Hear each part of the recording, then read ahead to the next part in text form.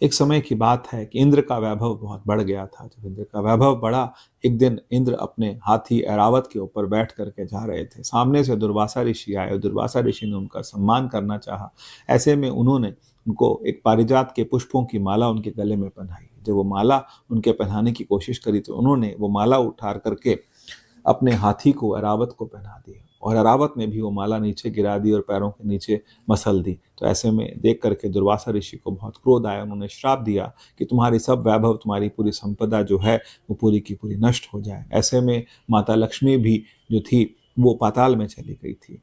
अब इंद्रदेव बहुत दुखी हुए। उन्होंने जा करके देवताओं के पास में, या फिर हमारे जो ब्रह्मा विष्णु महेश हैं उनके पास जा करके उन्होंने उनकी उपासना करी, उनको बुलाया और कहा कि ये तो स्थिति बहुत मुश्किल हो गई, हमारी वैभव, हमारी संपदा पूरी की पूरी पाताल में चली गई। तो फिर सभी देवताओं ने मंत्रणा की कि क्षीर सागर का मंथन किया जाए। अब क्षीर सागर का मंथन करने के लिए मंदार पर्वत को मथनी की तरह प्रयोग किया गया और उसके साथ साथ वासुकी नाग को रस्सी की तरह से प्रयोग किया गया। तो ऐसे में जब मंथन करना शुरू किया तो देखा कि जो मंदार पर्वत था वो क्षीर सागर के अंदर धंसे चले जा रहा था। अब ऐसे में इसको संभालना बहुत मुश्किल था। तो फिर भगवान श्री विष्णु ने कूर्म अवतार लिया, जिसको कछुए का अवतार बोलते हैं, और कछुआ बन करके वो मंदार पर्वत के नीचे आए और मंदार पर्वत को मथनी की तरह से वहां पर प्रयोग किया गया। अब ऐसे में जब ये सब हो रहा था उस समय